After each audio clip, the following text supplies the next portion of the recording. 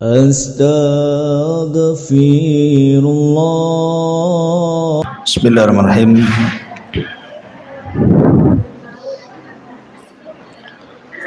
Alhamdulillah wassalatu wassalamu ala Rasulillah wa ala alihi wa sahbihi wa mawalah wa la hawla wa la quwata illa billahi wa ba'du.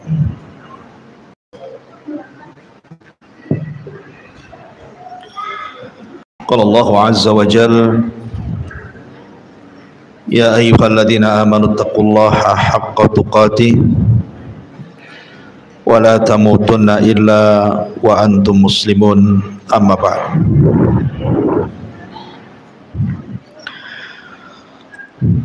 Baik, kita lanjutkan kajian kita, masih membahas kitab Arba'in Nawawi, dan kita masuk pada hadis ke-24. Kita baca hadisnya. An Abi Dzarrin Al-Ghifari radhiyallahu anhu anin Nabi sallallahu alaihi wa ala alihi wasallam fima yarwihi an rabbih azza wa jalla annahu qala, dari Abi Dzar Al-Ghifari, semoga Allah subhanahu wa ta'ala meridhai beliau, dari Nabi sallallahu alaihi wasallam beliau meriwayatkan dari Allah azza wa jalla, ya ibadi inni haramtu zulma ala nafsi wa ja'altuhu bainakum muharraman fala tadhalam. Wahai hambaku, sesungguhnya aku mengharamkan kezaliman atas diriku dan aku menjadikan kezaliman itu haram di antara kalian, maka jangan saling menzalimi. Ya ibadi, kullukum dhallun illa man hadaituh fastahduni ahdikum. Wahai hamba-hambaku, kalian semua tersesat kecuali orang yang telah aku berikan petunjuk, maka hendaklah kalian minta petunjukku, pasti aku akan menunjukimu. Ya ibadi, kullukum ja'iun illa man at'amtuhu fastat'imuni ut'imkum. Wahai hamba-hambaku, kalian semua adalah orang-orang yang lapar kecuali orang yang aku beri makan, maka hendaklah kalian meminta makan kepadaku. Ya ibadi, kullukum 'arin illa man kasautuhu fastaqsuni aqsukum. Wahai hamba-hambaku, kalian semua asalnya telanjang kecuali yang telah aku berikan pakaian kepadanya, maka hendaklah kalian minta pakaian kepadaku, pasti aku akan memberinya.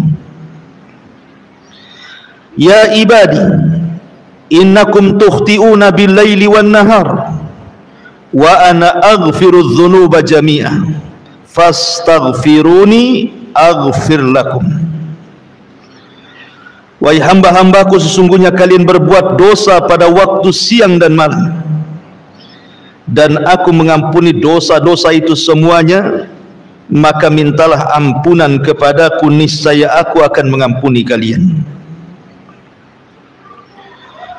Ya ibadi, innakum lan tablughu dhurri fatadhurruni wa lan tablughu naf'i fatanfa'uni.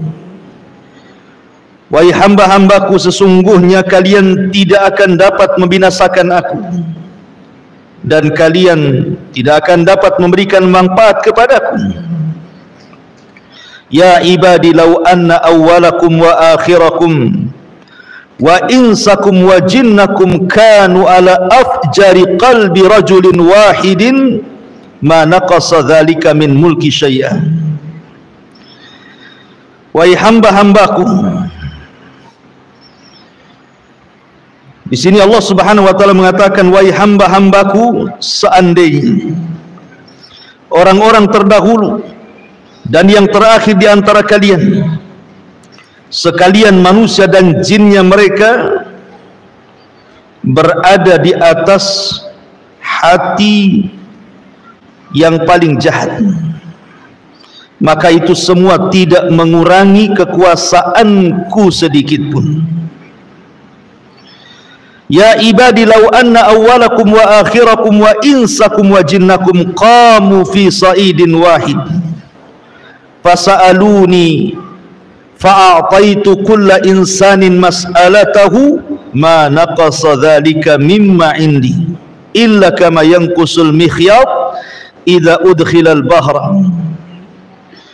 Wahai hamba-hambaku, jika orang terdahulu dan yang terakhir di antara kalian semuanya, manusia atau jinnya yang tinggal di bumi, meminta kepadaku lalu aku penuhi seluruh permintaan mereka, tidaklah hal itu mengurangi apa yang ada padaku kecuali sebagaimana sebatang jarum yang dimasukkan ke dalam lautan. Kemudian kata Nabi sallallahu alaihi wasallam, ya ibadi innama hiya a'malukum uhsiha lakum thumma uwaffikum iyyaha faman wajada khairan falyahmadillah wa man wajada ghaira dhalik fala yalumanna illa nafsa. Rawah Muslim. Wahai hamba-hambaku, sesungguhnya inilah amal perbuatan kalian, aku catat semuanya untuk kalian, kemudian kami akan membalasnya. Maka barang siapa yang mendapatkan kebaikan hendaklah bersyukur kepada Allah, dan barang siapa yang mendapatkan selain itu maka jangan sekali-kali ia menyalahkan kecuali dirinya. Hadis ini dikeluarkan oleh Imam Muslim. Baik. Ma'asyiral muslimat yang dimuliakan Allah Subhanahu wa taala. Hadis ini disebut dengan hadis Al-Qudsi. Dan para ulama mengatakan sebagai faedah bahwa hadis qudsi itu rata-rata lemah. Rata-rata hadis qudsi itu lemah, kecuali hanya sedikit hadis qudsi yang sahih, di antaranya hadis yang kita baca ini. Dan Imam Ahmad ibn Hanbal rahimahullahu ta'ala mengatakan bahwa hadis ini adalah hadis yang paling baik, yang paling mulia yang diriwayatkan oleh penduduk Syam. Karena rawi-rawi hadis ini semuanya adalah rawi-rawi penduduk Syam, dan ini hadis terbaik mereka. Ma'asyiral muslimat yang dimuliakan Allah Subhanahu wa taala, bahkan berkata Sa'id, qala Sa'id kana Abu Idris Al-Khawlani idza haddatha bihadzal hadits jassa ala rukbatayhi. Jadi Sa'id berkata bahwa dulu ketika Abu Idris Al-Khawlani yang meriwayatkan hadis ini kan Abu Muslim Al-Khawlani. Jadi kata Sa'id ini, apabila Abu Idris Al-Khawlani menceritakan atau membacakan hadis ini, maka dia langsung tersungkur dan hampir pingsan karena dahsyatnya hadis ini. Ma'asyiral muslimat yang dimuliakan Allah Subhanahu wa taala, kalau boleh saya ringkas hadis ini, ada beberapa poin yang kita akan bahas. Yang pertama, tahrimu zulmi, haramnya kezaliman dan berbagai macam bentuknya. Kemudian yang kedua, iftiqarul khalqi ilallah, butuhnya makhluk kepada Allah, berhajatnya kita semuanya sebagai makhluk kepada Allah subhanahu wa ta'ala. Kemudian yang ketiga, ghaniyullah an khalqihi, bahwa Allah subhanahu wa ta'ala zat yang maha kaya dari seluruh makhluknya. Kemudian yang keempat, khazainullah la tanfud, bahwa pembendaharaan Allah subhanahu wa ta'ala tidak mungkin hilang. Kemudian yang terakhir, ihsaul a'mal, bahwa amal kita akan dipertanggungjawabkan Allah subhanahu wa ta'ala. Ini poin yang terdapat dalam hadis ini. Yang pertama, hadis ini menceritakan tentang tahrimu zulmi, haramnya kezaliman. Dari mana? Dari firman Allah subhanahu wa ta'ala, ya ibadi inni haramtu zulma ala nafsi wa ja'altuhu bainakum muharraman fala tadhalam. Wahai hamba-hambaku, aku haramkan kezaliman kepada diriku dan aku jadikan kezaliman untuk kalian juga sama haram, maka jangan saling menzalimi. Ma'asyiral muslimat yang dimuliakan Allah subhanahu wa ta'ala, zalim itu artinya meletakkan sesuatu yang bukan pada tempatnya, itu secara bahasa. Dan keadilan itu lawannya, karena adil itu meletakkan sesuatu pada tempatnya. Dan Allah subhanahu wa ta'ala digambarkan dalam surah An-Nisa 40, innallaha la yadlim mithqala dzarratin wa in taku hasanatun yudhaifha. Sesungguhnya Allah subhanahu wa ta'ala tidak pernah berlaku zalim, walaupun sebiji zarah sekalipun. Seandainya orang membawa satu kebaikan, maka Allah akan lipat gandakan kebaikan itu. Dan Allah juga mengatakan dalam Fussilat ayat 46, wa ma rabbuka bidzallami lil abid, dan tidaklah Rabbmu berlaku zalim kepada hamba-hambanya. Dari sini menunjukkan bahwa Allah itu ahkamul hakimin, hakim yang maha adil. A'dalul adilin, seadil-adilnya, tidak ada yang lebih adil di seluruh makhluknya kecuali Allah subhanahu wa ta'ala. Dan lawan daripada adil itu kezaliman. Dan zalim itu terbagi menjadi 3 kezaliman. Yang pertama, kezaliman hamba kepada Allah subhanahu wa ta'ala. Kezaliman seorang hamba kepada Allah subhanahu wa ta'ala. Dan kezaliman seorang hamba kepada Allah terbagi menjadi 2. Ada kezaliman yang tidak pernah diampuni, yang disebut dengan kesyirikan, dan syirik sezalim-zalimnya kezaliman. Kemudian yang kedua, kezaliman hamba kepada Allah yang Allah masih mengampuninya, asal jangan kesyirikan. Kemudian yang ketiga ada namanya zalim, nomor 2 ada yang namanya zalim kepada orang lain, zalim kepada orang lain, dan yang ketiga zalim kepada diri sendiri. Jadi zalim kepada Allah terbagi 2, ada zalim yang tidak diampuni dan ada zalim yang diampuni. Yang kedua zalim kepada orang lain, dan yang ketiga zalim kepada dirinya sendiri. Ma'asyiral muslimat yang dimuliakan Allah subhanahu wa ta'ala, tentu dari 3 kezaliman ini, yang susah mendapatkan ampunan adalah zalim antar sesama hamba.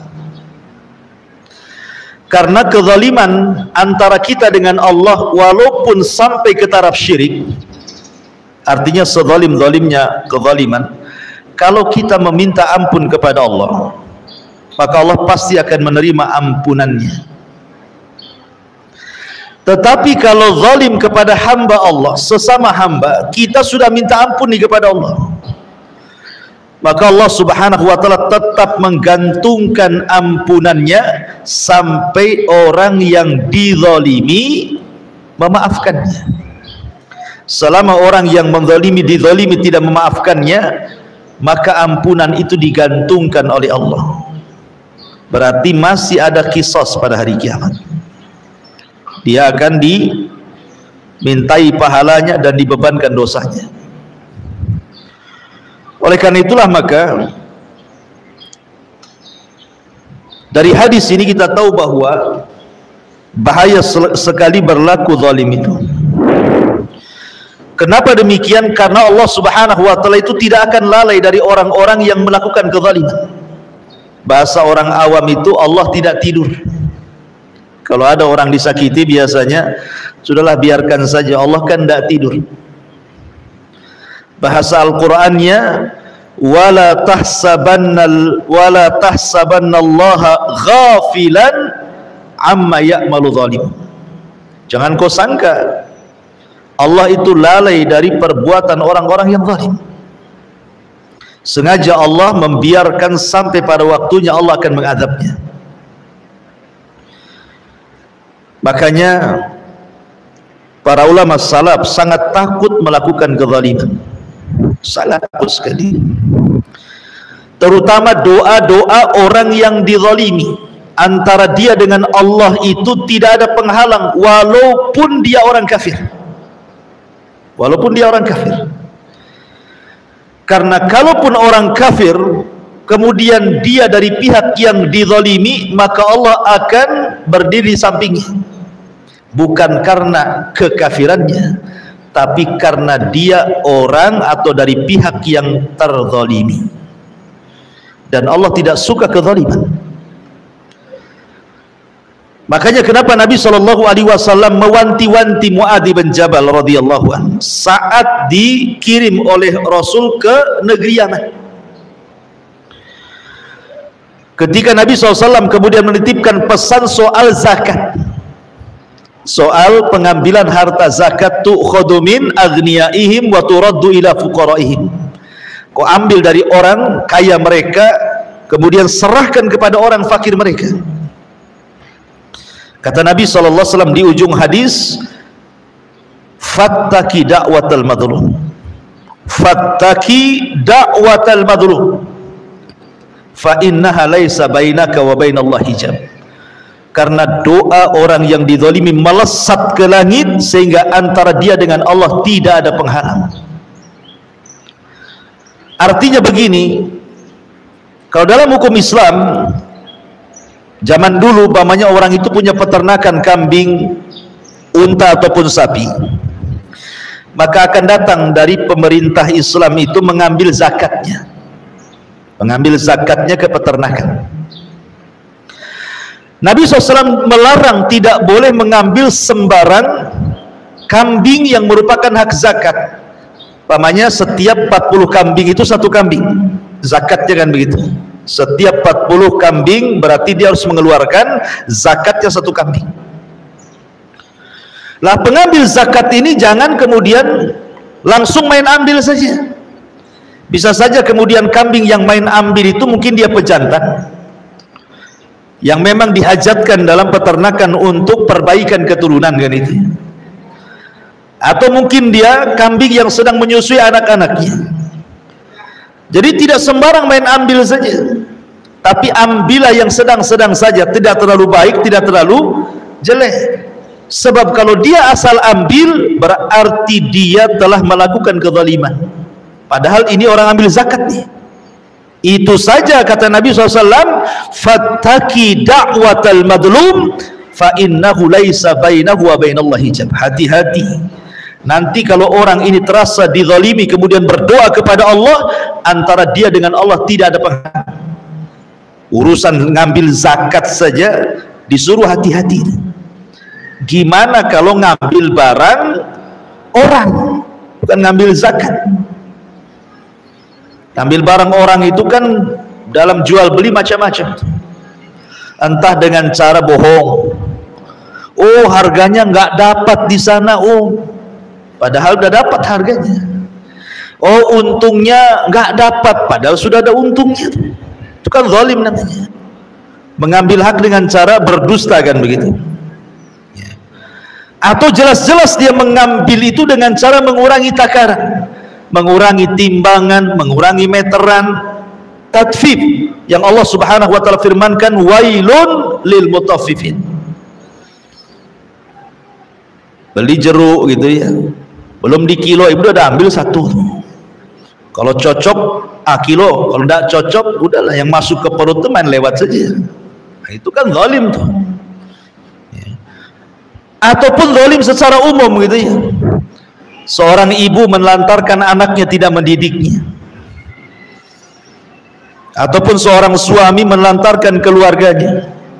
Atau zalim kepada tetangganya, umpamanya kendaraan main letak saja di depan rumah tetangganya itu, setiap dia mau masuk rumah susah pula kendaraan kita jogrok di situ. Atau kita naruh sampah, sudah betul tuh memang depan rumah sampah itu, tapi kemudian ketika kita meletakkan sampah yang bau tidak segera dibuang, malah kemudian baunya ke tetangganya, zalim juga. Atau ibu punya pohon mangga, dahannya ke tetangganya, lagi buah ibu ambil daunnya pula berserak di depan rumah tetangganya, zalim itu. Kalau sudah tahu ke rumah orang, pangkas, jangan menyakiti tetangganya, itu zalim juga. Jadi zalim itu menyangkut semuanya, hati-hati ya. Maka yang seperti ini agak sulit ampunannya, karena walaupun kita sudah jungkir balik minta ampun kepada Allah, tapi kalau orang yang dizalimi belum mengampuni kita, memaafkan kita, masih ada proses di akhirat masalahnya. Ma'asyiral muslimat yang dimuliakan Allah Subhanahu wa taala, ini yang pertama, Allah Subhanahu wa taala ingatkan soal kezaliman. Kemudian yang kedua, Allah Subhanahu wa taala mengingatkan di sini tentang iftiqarul khalqi ila Allah azza wa jalla, tentang hajatnya makhluk kepada Allah. Kita ini sangat berhajat kepada Allah. Jangan dibalik, Allah berhajat kepada kita. Tidak, Allah tidak berhajat kepada kita. Yang berhajat itu kita kepada Allah. Makanya kemudian Allah Subhanahu wa taala melanjutkan hadis kudusinya, ya ibadi kullukum dhallun illa man hadaituhu fastahduni ahdikum. Wahai hamba-hambaku, kalian semua tersesat. Kalian semua tersesat. Artinya, ma'asyiral muslimat yang dimuliakan Allah Subhanahu wa taala, manusia ini pada dasarnya sebelum datang petunjuk Allah itu dalam keadaan tidak tahu arah. Bahkan Nabi SAW saja difirmankan oleh Allah, wa wajadaka dhalan fahada, dan aku dapati engkau wahai Muhammad dalam posisi sesat. Maksud sesatnya Rasul bukan sesat yang kita pahami, bukan. Maksudnya sesatnya Rasul itu, Rasul tidak tahu cara beribadah karena belum diajarkan ibadah. Dia sudah mentauhidkan Allah. Rasul itu tidak pernah menyembah berhala. Dia bahkan benci dengan berhala-berhala Arab yang disembah orang-orang Arab itu. Dia menyembah Allah itu dengan tafakur saja, melihat kekuasaan Allah. Tetapi kan belum diajarkan bagaimana cara menyembah Allah, bagaimana sholatnya, puasanya, zakatnya, hajinya. Rasul tersesat dalam hal ini. Baru kemudian wa wajadaka dhalan fahada, baru kemudian turun wahyu mengajarkan bagaimana cara menyembah Allah dengan cara sholat, dengan cara puasa, dengan cara zakat, dan begitu seterusnya. Ya. Jadi pada dasarnya manusia itu keadaannya tidak tentu arah. Makanya Nabi SAW bersabda, wa inni khalaqtu ibadi hunafa, Aku dulu menciptakan hamba-hambaku dalam kondisi berada di jalan yang lurus, fajtallat sumus syaitan, tiba-tiba syaitan menyimpangkan semua anak-anak hamba, anak-anak Adam, kecuali orang-orang yang Allah Subhanahu wa taala karuniakan, Allah rahmati sehingga tidak tersesat. Maka dari sini, kalau orang itu berada di lingkungan sesat dan tidak mencari hidayah, maka selamanya sesat. Orang itu kalau tetap berada dalam lingkungan kesesatan, tidak mencari hidayah, maka selamanya dia sesat. Lihat hadis Nabi sallallahu alaihi wasallam, kullu maulud yuladu alal fitrah.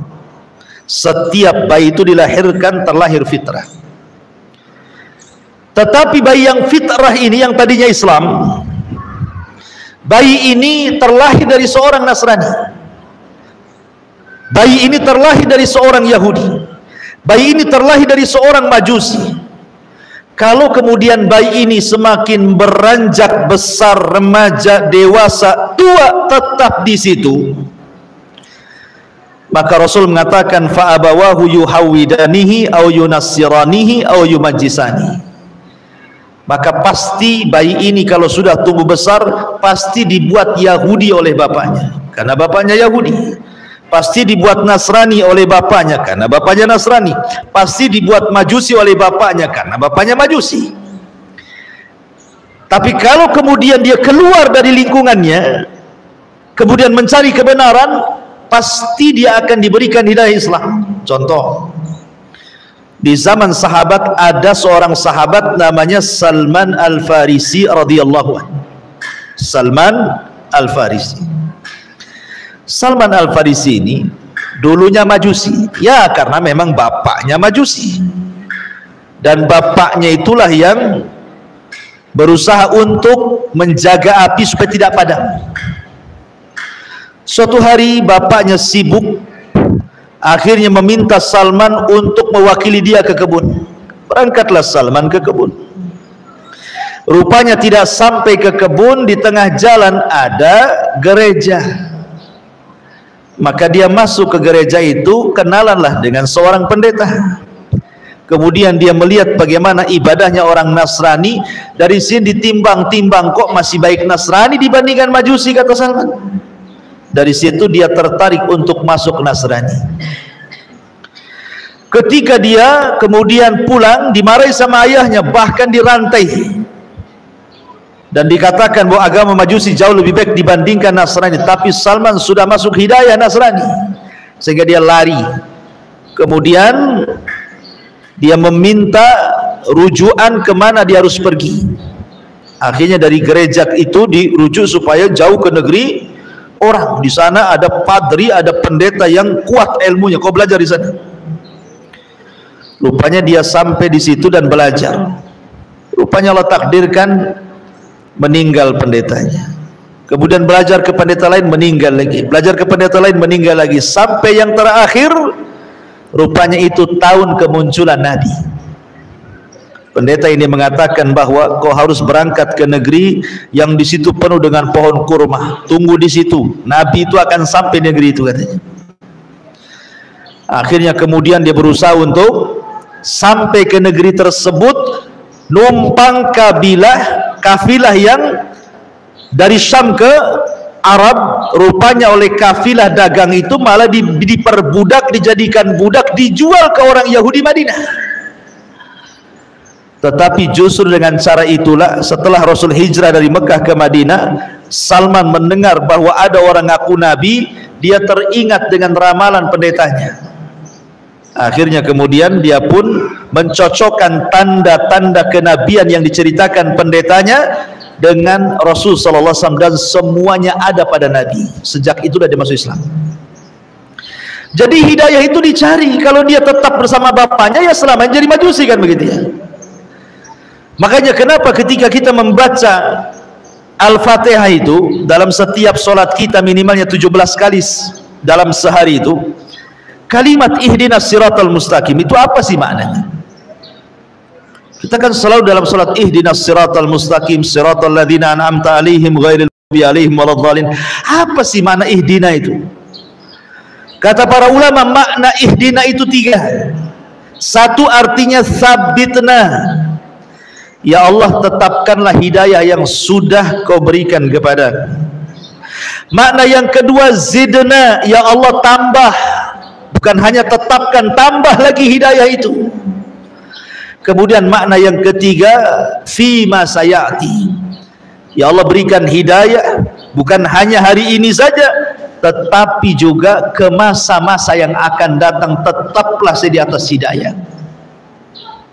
Makanya wajar orang yang kemudian membaca ihdinas siratal mustaqim dalam setiap solatnya, dan dia paham mana ihdinas siratal mustaqim, dia minta ditetapkan hidayah, dia minta ditambah hidayah, dia minta hidayah itu terus sampai ke masa depan.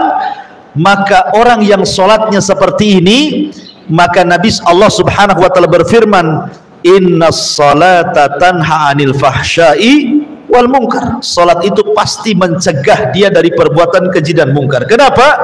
Karena hidayah masuk. Berarti orang yang habis salat masih melakukan perbuatan keji dan mungkar, jangan-jangan dia tidak serius ketika membaca ihdinas siratal mustaqim. Itu yang menjadikan solat ini mempengaruhi keluar solat itu gara-gara hidayah. Makanya ketika baca Fatihah itu di sini ditekankan ini ihdinas siratal mustaqim, supaya Allah berikan hidayah kepada setiap orang yang solat itu. Ya. Jadi di sini yang kedua, bahwa kita sangat berhajat kepada hidayah. Dan orang yang sudah dapat hidayah, ibu ya, seperti orang sudah dapat Islam itu sudah hidayah. Tetapi ada yang lebih menguatkan hidayah Islam. Apa itu? Sunnah. Makanya Imam Ahmad, ketika dikatakan kepada Imam Ahmad, man mata alal Islam mata ala khair, siapa yang mati di atas Islam berarti mati di atas kebaikan. Kata Imam Ahmad, waihak, bukan begitu, celaka engkau, bukan begitu. Tetapi man mata alal Islami was sunnah mata alal khair. Tetapi orang yang meninggal di atas Islam dan juga sunnah baru dikatakan mati di atas kebaikan. Karena banyak orang yang KTP-nya saja Islam, tapi ajaran-ajaran Rasul tidak pernah dilakukan. Islam tapi meninggalkan sholat, Islam tetapi meninggalkan puasa, Islam tapi tidak haji, Islam tidak zakat, Islam tapi maksiat, dan begitu seterusnya. Makanya orang yang mati di atas Islam dan juga bimbingan Nabi, sunnah, maka dia mati di atas kebaikan. Ma'asyiral muslimat yang dimuliakan Allah Azza wa Jalla. Kemudian Allah subhanahu wa ta'ala mengingatkan soal hidayah. Berarti Allah hendak mengingatkan kepada kita soal keyakinan agama. Hidayah itu kan berkaitan dengan agama. Sekarang berpindah soal urusan dunia. Soal urusan dunia. Allah subhanahu wa ta'ala mengatakan soal urusan dunia ini, ya ibadi kullukum ja'in illa man at'amtuhu fastat'imuni ut'imkum. Ya ibadi kullukum 'arin illa man kasautuhu fastaqsuni uksikum atau aksukum. Wahai hambaku, kalian semua itu lapar kecuali orang yang kuberi makanan, maka minta makanan itu dariku, maka aku akan berikan makanan untuk kalian. Dulu loh ya wahai hambaku, kalian ini telanjang, tidak berpakaian, aku yang memberikan pakaian kepada kalian, maka mintalah pakaian kepadaku, kuberikan pakaian untuk kalian. Di sini Allah Subhanahu wa taala ingatkan dua perkara. Pertama soal makanan, yang kedua soal pakaian, karena dua perkara ini yang dihajatkan manusia. Dua perkara ini yang dihajatkan manusia kan. Orang makan nggak berpakaian disangka gila, ya kan? Orang berpakaian tak makan mati juga. Makanya dua perkara ini dihajatkan oleh manusia. Semua manusia berhajat kepada dua perkara ini, makan dan juga pakaian. Kalau orang bisa makan, ada pakaian, nikmat hidupnya. Satu saja kurang, bermasalah hidupnya. Dan dua-duanya datang dari Allah Subhanahu wa ta'ala, maka minta kepada Allah. Ibu makan apa, Bu? Makan nasi.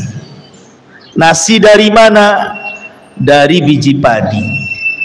Biji padi dari mana? Ya dari tangkai padi. Tangkai padi tumbuh dari mana? Balik lagi ke biji padi. Kan itu ya. Sekarang ada biji padi, kita tanam nih depan rumah di pot. Siapa yang menumbuhkan biji padi itu? Allah. Makanya pekerjaan yang paling tawakal itu petani. Taruh, tunggu. Itu petani itu. Ditaruh, disiram, ditunggu. Lain dengan penjahit, sudah ada bahannya, umpamanya beli bahan, ditaruh, ya tetap saja nggak jadi celana dia. Ditaruh jadi baju, enggak dikerjakan kan. Kalau biji main lempar saja, apalagi negeri subur, dilempar saja biji itu, tahu-tahu tumbuh. Loh, siapa yang numbuhkan dia?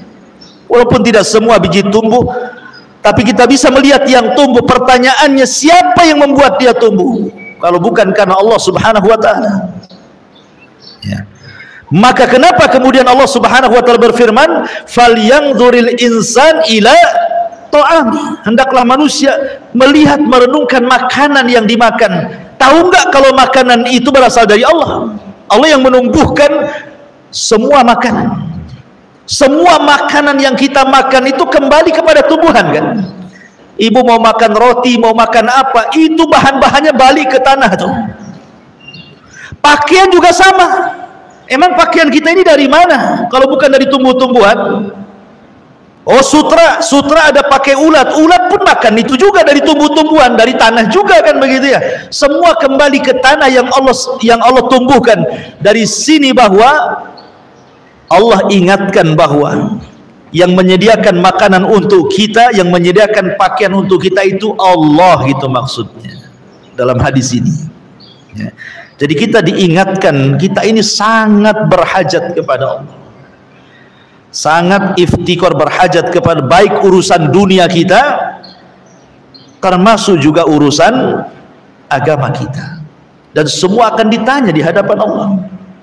Makanya ketika kita membahas dulu suratul Kautsar, surah Al-Hakumut Takatsur, ketika membahas ujung ayat daripada surah Al-Hakumut itu, la tus'alunna yauma idzin anin na'im, kalian akan ditanya kelak pada hari kiamat tentang nikmat.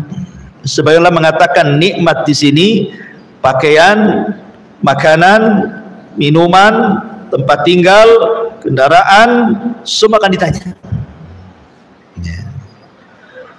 Ketika turun ayat ini, Nabi SAW keluar dari rumahnya di siang hari bolong, dan ketika itu Madinah dilanda paceklik hebat sehingga sudah banyak orang yang kelaparan dan tidak ada makanan.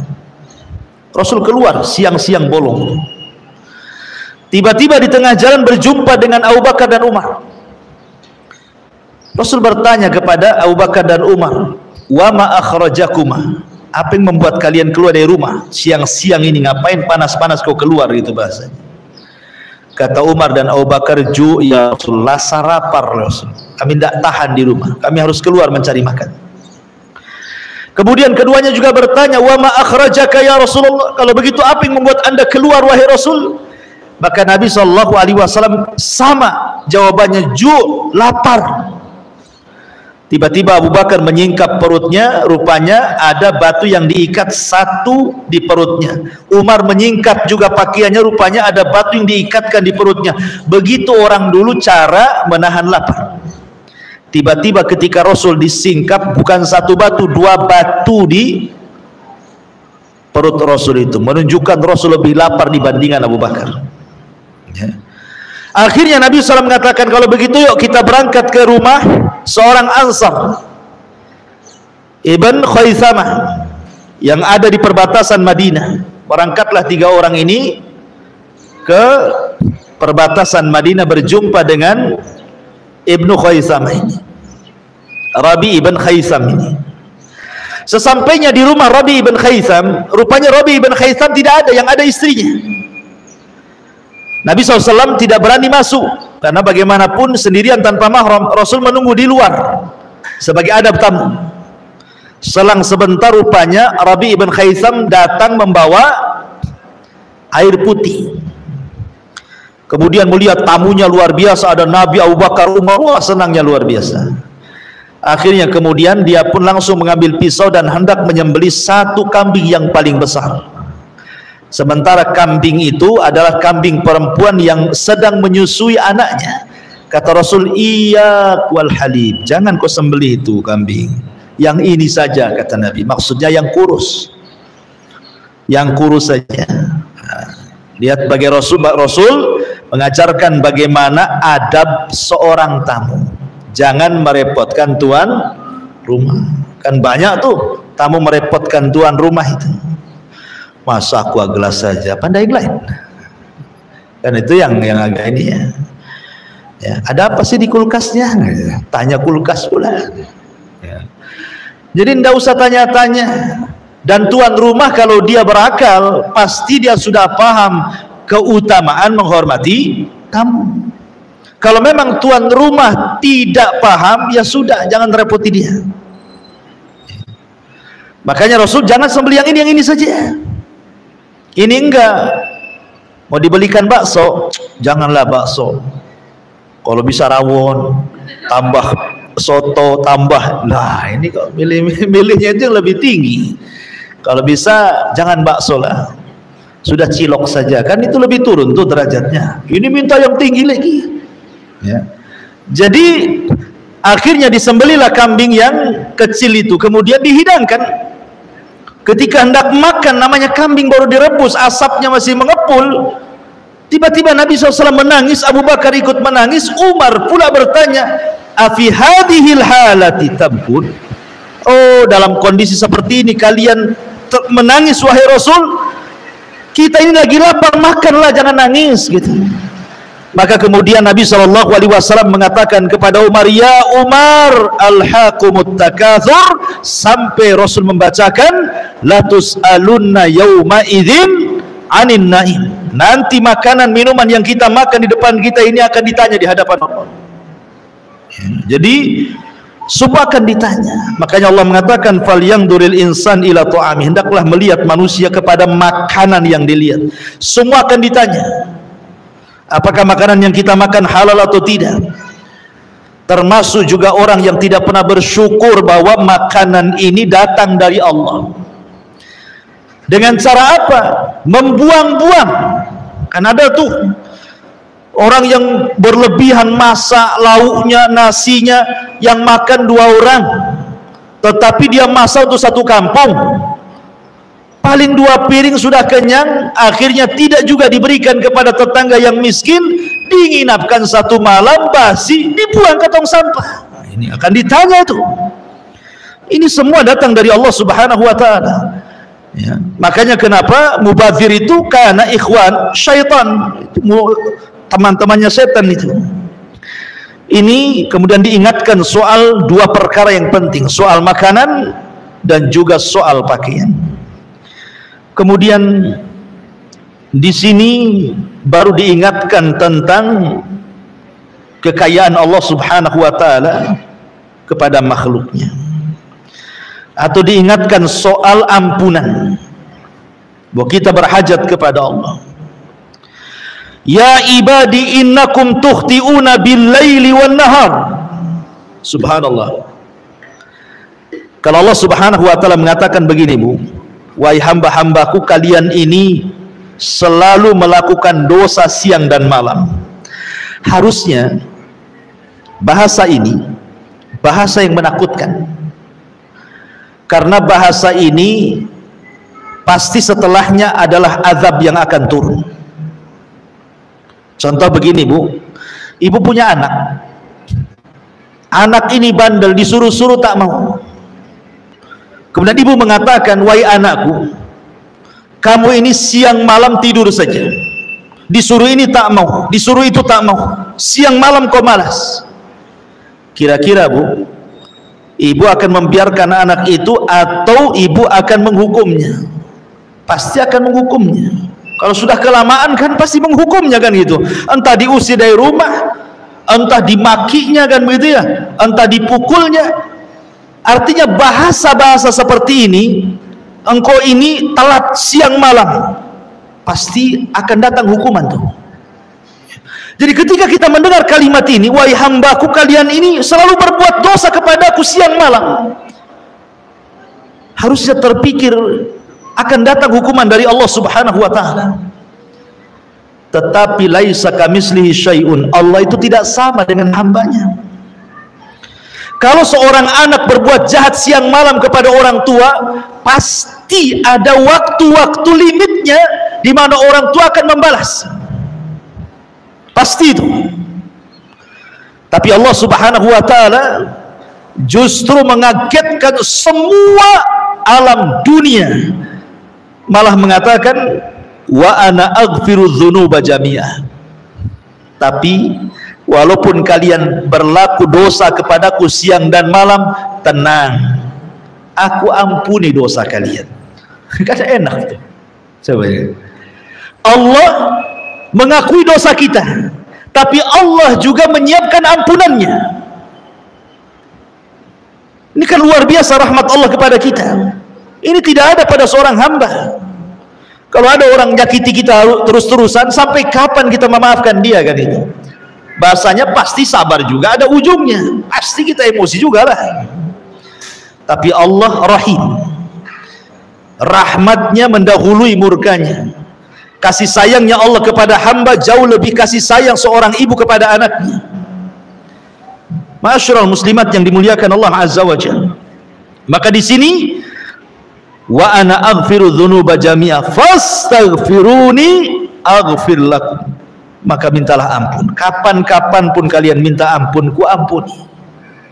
Lihat bagaimana Allah Subhanahu wa taala membuka ampunan selebar-lebarnya.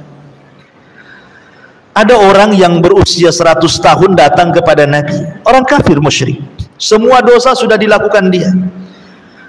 Namanya orang tua pasti pengalaman dalam dosa.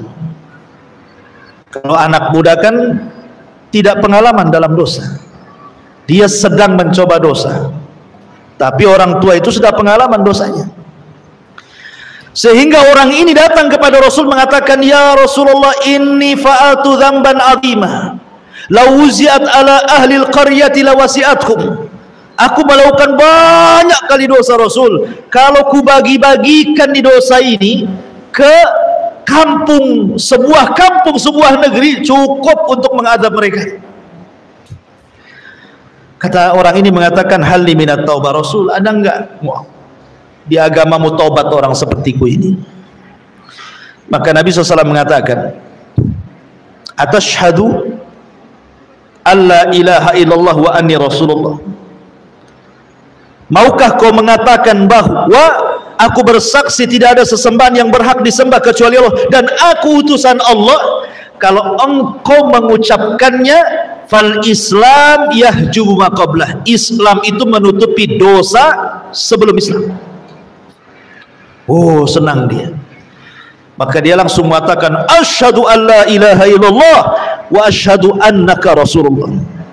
Maka Rasul mengangkat kedua tangannya mengatakan, alhamdulillah badalallahu sayyiatihil hasanat.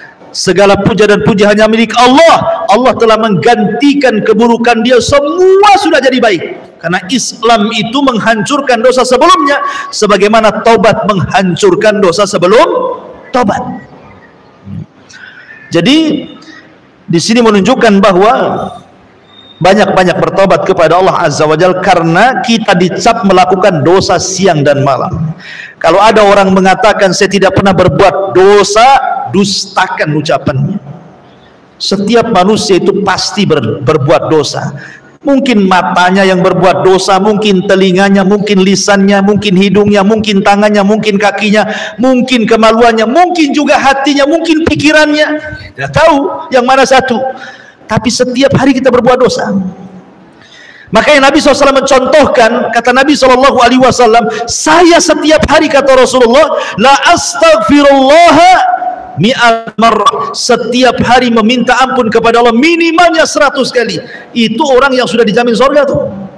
Lah kita nggak ada jaminan, neraka sudah jelas, tapi enggan juga kita membaca astagfirullah setiap hari. Habis sholat saja yang disuruh 3 kali saja tidak baca. Sempurna itu salam ke kanan ke kiri sambil lari, selesai sholatnya. Ini kan masalah jadinya. Kemudian setelah itu Allah Subhanahu wa ta'ala ingatkan lagi tentang bahwa Allah itu kaya, bahwa pembenaran Allah itu tidak akan lenyap. Seberapalah makhluk Allah itu dengan Allah Subhanahu wa ta'ala. Bahasanya begini, Allah Subhanahu wa ta'ala tidak termadorotkan dengan maksiat kita, dan Allah tidak termanfaatkan dengan ketaatan kita. Ingat ya, itu kaidah tuh. Sehebat apapun taat kita kepada Allah, tidak manfaat bagi Allah. Sehebat apapun maksiat kita kepada Allah, tidak memadaratkan Allah sedikit. Bahasa lainnya, kalau satu dunia ini bermaksiat kepada Allah, tidak mengurangi kekuasaannya. Kalaupun satu dunia melakukan ketaatan kepada Allah pun tidak menambah kekuasaannya. Allah itu tidak berhajat kepada kita. Kalau analogi yang lebih dekat lagi begini, Bu. Ibu ketika punya uang ingin bersedekah kepada fakir miskin. Sekarang yang berhajat itu kita yang bersedekah atau fakir miskin? Mungkin pikiran kita fakir miskin yang berhajat kepada kita, kan begitu? Dipikirnya orang sedekah itu karena orang miskin butuh sama kita. Itu paradigma yang keliru. Jadi kalau ibu hendak bersedekah, yang butuh itu kita kepada dia, bukan dia kepada kita. Karena sedekah itu manfaatnya bukan untuk orang miskin itu, tapi manfaatnya kembali ke kita, gitu maksudnya. Dengan bersedekah bertambah kemudian harta kita, ma naqasa min mali sadaqah. Tidak akan berkurang harta yang disedekahkan. Untung masih ada orang miskin, saya bisa bersedekah. Akhirnya harta kita walaupun tidak bertambah, minimalnya tidak berkurang. Kan begitu ya? Dengan bersedekah akhirnya kesehatan kita dijaga oleh Allah. Kalau tidak ada orang miskin yang kita sedekahkan, mungkin kita sudah sakit-sakitan. Dengan sedekah Allah buatlah kita sembuh penyakitnya. Minimalnya walaupun tidak ada penyakit, ataupun tidak disembuhkan penyakitnya, yang ada tidak ditambah penyakitnya. Ataupun kita ketika bersedekah kepada fuqara wal masakin, Allah mudahkan setiap kesulitan kita jadi kemudahan. Kalau bukan karena mereka, sulit teruslah hidup kita itu.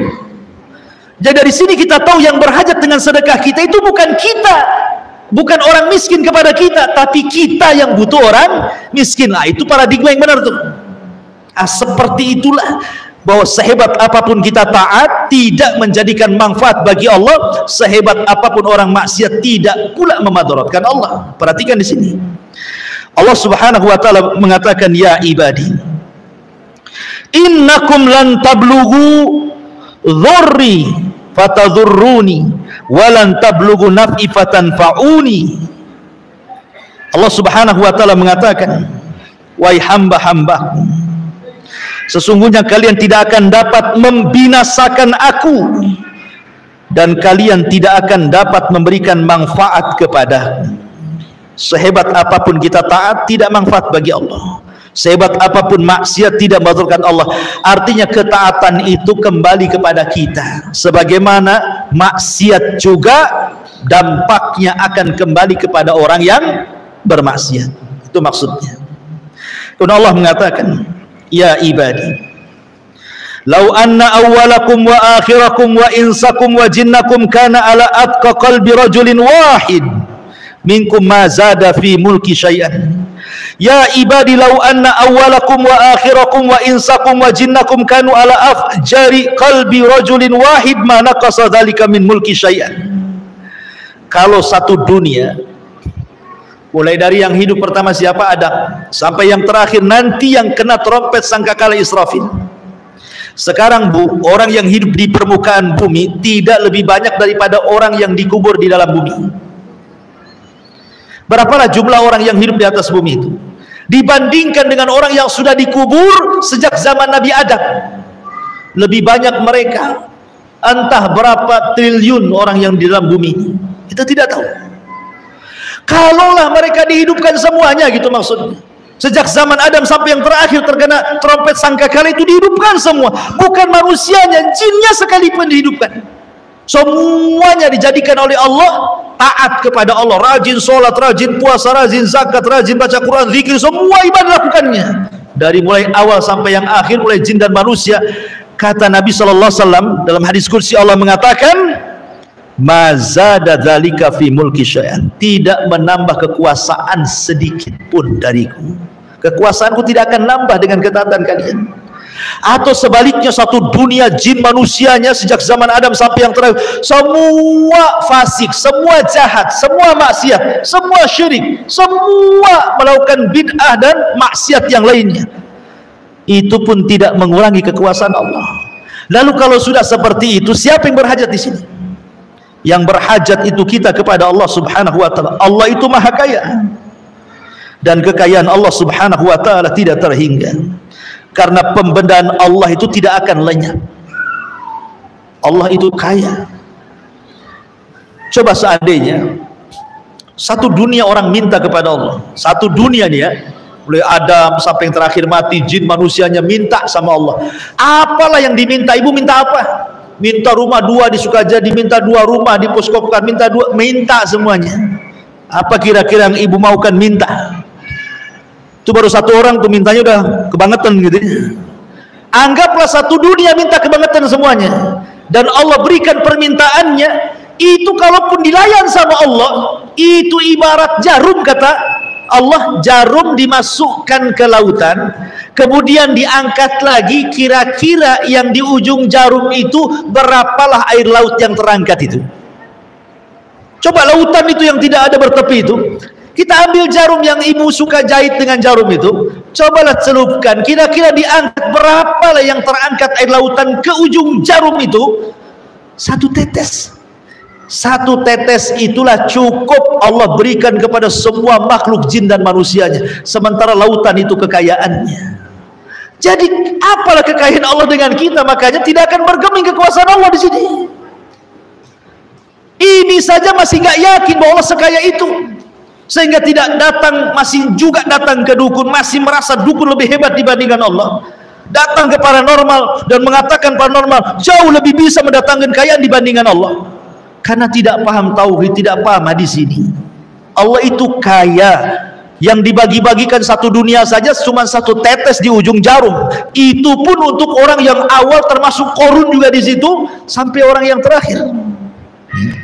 Masyaallah muslimat yang dimuliakan Allah Azza wa Jalla. Jadi luar biasa. Perhatikan di sini Allah mengatakan, ya ibadi law anna awwalakum wa akhirakum wa insakum wa jinnakum qamu fi sa'idin wahidin fasa'aluni fa'ataitu kulla insanin mas'alatahu ma naqasa dhalika mimma indi illa kama yanqusul mihyat idza udkhilal bahra.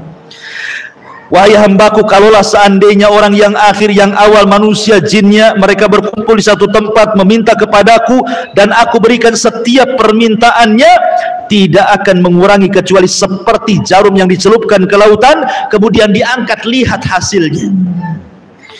Dan yang terakhir, walaupun demikian, bahwa semua akan dicatat di hadapan Allah. Allah ingatkan ini, bahwa ada pertanggungjawaban kita di dunia ini. Ada pertanggungjawaban kita di dunia. Artinya semua yang kita lakukan, semua yang kita ucapkan, semua yang kita yakini di dunia, semua yang kita biarkan dan begitu seterusnya, semua akan ditanya di hadapan Allah. Sehingga Allah tutup kalimatnya dalam hadis kursi ini, ya ibadi innama hiya a'malukum uhsiha lakum thumma uwaffikum iyyaha faman wajada khairan falyahmadillah wa man wajada ghaira dzalik fala yalumanna illa nafsah. Wahai hambaku, Sesungguhnya inilah amal perbuatan kalian. Aku catat semuanya. Tidak ada yang berkurang, semua akan dicatat. Setiap hembusan nafas kita akan dicatat. Makanya Allah mengatakan, wa ma yalfidu min qaulin illa alaihi raqibun atid. Tidaklah satu ucapan kecuali pasti dicatat malaikat raqib dan atid. Semua dicatat, semua dibukukan, dan akan ditanya di hadapan Allah Subhanahu wa taala. Maka barang siapa yang mendapatkan kebaikan dengan tadi meminta hidayah, diberikan hidayah. Ya, mentauhidkan Allah, bersyukurlah dia kepada Allah. Tapi kalau tidak demikian, maka jangan salahkan Allah. Salahlah diri kalian, dan itu kemauan kalian. Allah sudah berikan petunjuk kepada kalian dua jalan, ini masuk surga, ini masuk neraka, kau pilih pula ke neraka. Ini jalan sunnah, ini jalan yang menyimpang dari sunnah, kau pilih pula yang menyimpang dari sunnah. Ini jalan tauhid, di jalan syirik, kau pula memilih kesyirikan. Maka siapa yang memilih jalan tauhid, jalan sunnah, jalan ketaatan, bersyukurlah kepada Allah. Tapi siapa kemudian yang memilih kesyirikan, penyimpangan dalam sunnah, kemaksiatan, jangan pernah mencela kecuali celalah diri kalian, kata Allah. Di sini makanya pentingnya kita mempertahankan akidah istiqomah. Wallahu alam. Ini ya keterangannya panjang, cuman saya singkat-singkat saja karena memang panjang hadisnya. Sebenarnya bisa, kalau membahas di sini bisa 2-3 pertemuan ya. Kita ambil makna-makna dari hadis ini saja. Wallahu alam. Taib, sampai di sini. Saya ada waktu, silahkan. Kita hentikan sampai jam 11 ya. Ini masih jam 10.43, masih ada waktu sampai jam 11. Silahkan kita buat tanya jawab. Sila. Coba pakai mic itu. Nggak dengar masalahnya.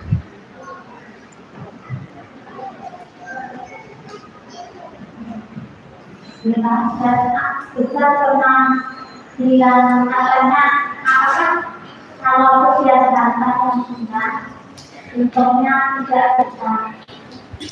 Setiap harta yang hilang, Iya, sebenarnya kehilangan harta, apa itu? umpamanya hilang dompet, berarti isinya nggak berkah gitu ya.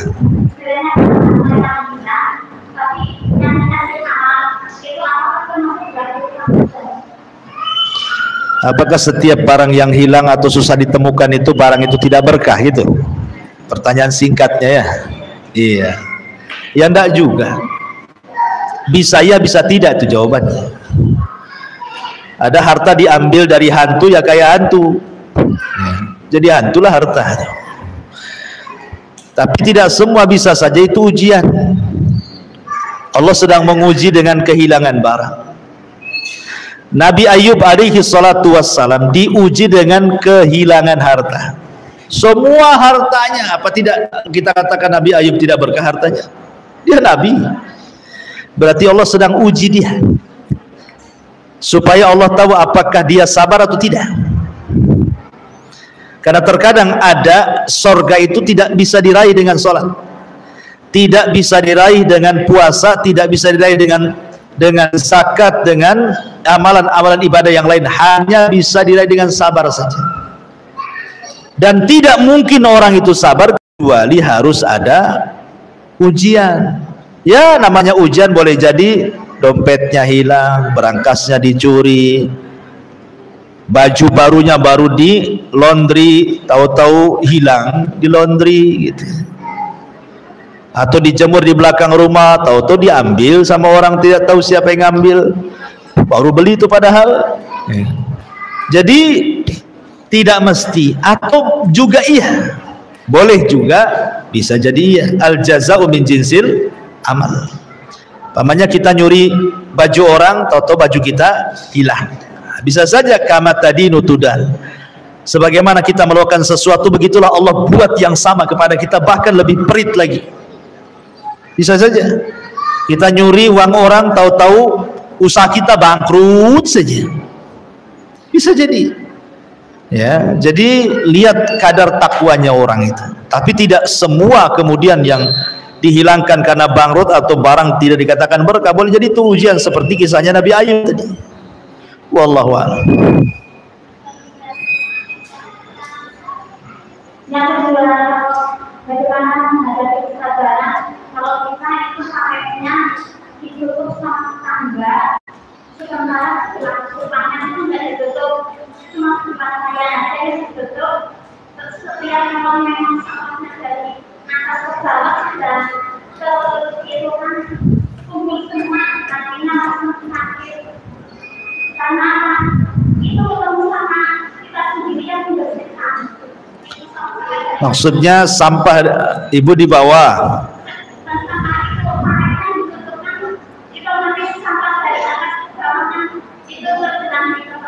Iya.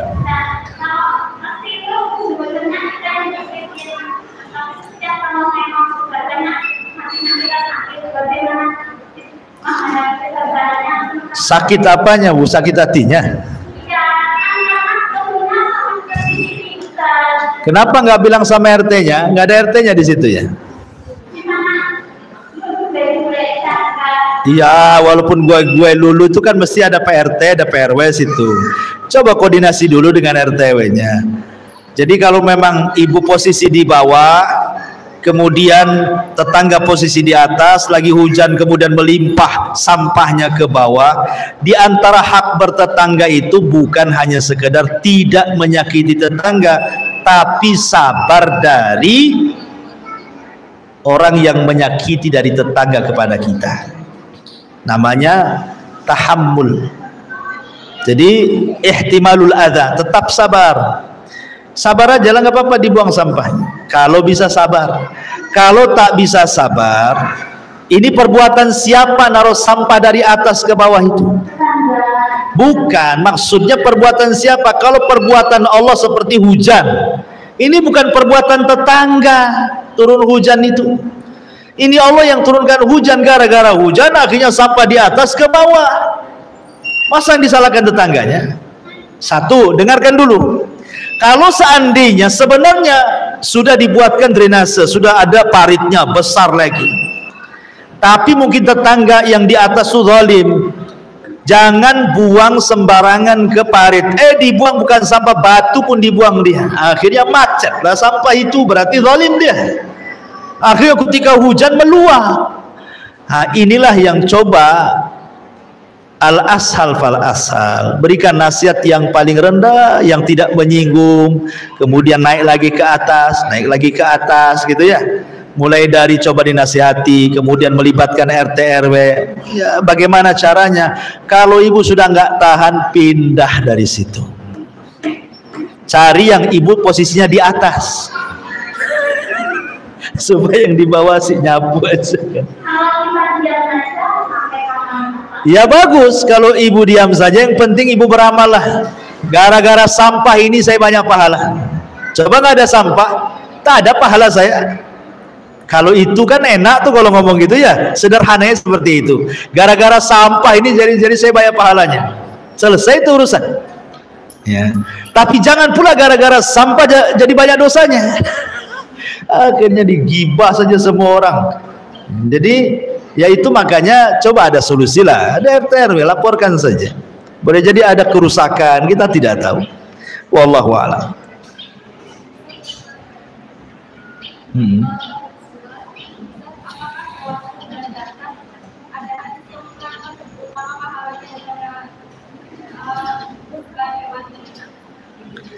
Tidak ada dalilnya. Memang kalau bicara tentang masalah kurban, apakah yang utama jantan ataukah yang betina? Hampir semua riwayat memang yang jantan itu lebih utama. Maksudnya kalau dia besar, gemuk, sebagaimana hadis Rasul. Rasul berkorban dengan 2 kambing yang bertanduk dan gemuk. Dan begitu ya.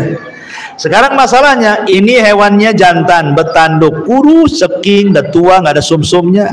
Yang satu betina, memang tak ada tanduknya, gemuk, besar, berat, kayak dagingnya. Ya bagus betina lah. Makanya kaedah kurban itu yang mana yang lebih manfaat itu yang lebih afdal. Kalau kambing betina lebih manfaat, lebih banyak dagingnya, orang miskin lebih banyak dibagi, lebih afdal daripada jantan tapi kurus, kering, nggak ada dagingnya, si tulang semua. Akhirnya di sop nggak ada yang di sop, tulang semua, nggak ada dagingnya. Ya mendingan yang gemuk lah.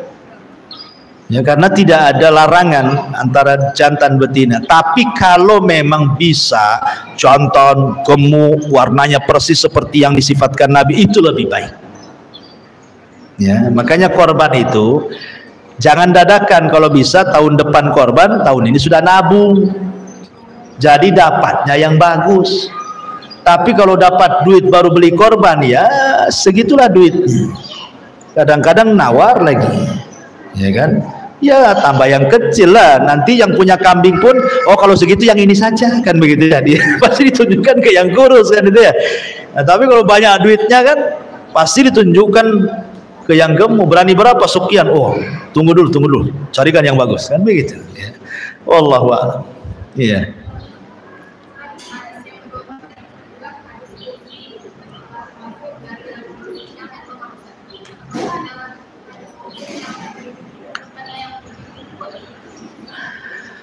Hadis kursi itu memang kebanyakan lemah. Itu para ulama, kata-kata ulama. Ya.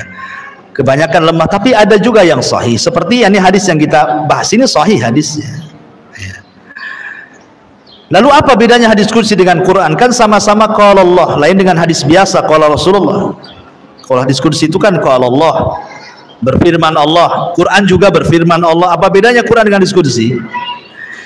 Kalau Quran itu jelas-jelas mutawatir, tidak perlu diteliti, tidak ada ayat itu sahih, dhaif, hasan, tidak ada.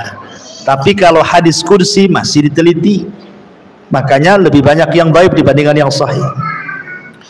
Yang kedua, Quran itu tidak ada yang bisa menandingi kata-katanya sampai Allah menantang. Kalau kalian ragu dengan Quran, buat kayak Quran. Tapi tidak ada tantangan dalam hadis kursi. Ya. Yang ketiga, Quran itu diibadahi bacaannya. Jadi kalau kita baca walaupun tidak paham, tetap 1 huruf 10 pahala. Tapi kalau hadis kursi hanya dibaca, nggak dipelajari, ya nggak dapat apa-apa.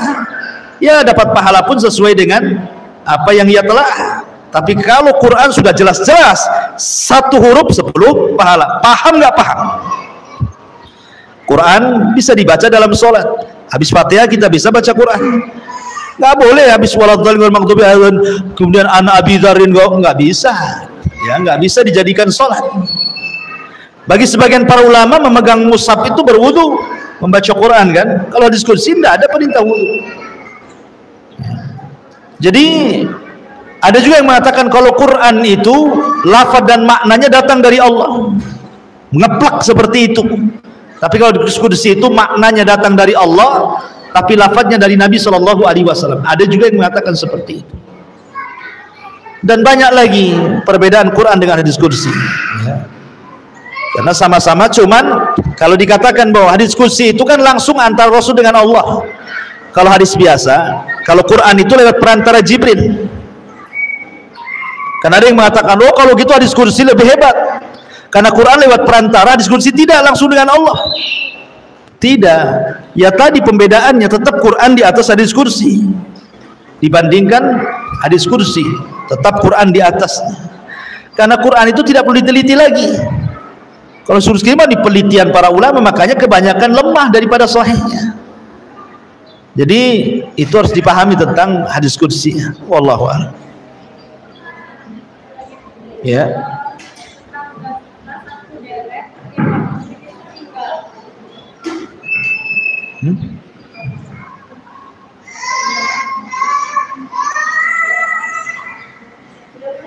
Enggak, sudah dipending aja.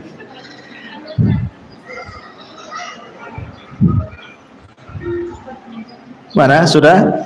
Udah jam 11. Iya, iya, udah ada manfaatnya. Nanti takut banyak orang Jumatan juga kan, belum persiapan bersih-bersih masjid. Mudah-mudahan ada manfaatnya. Subhanakallah bihamdika asyhadu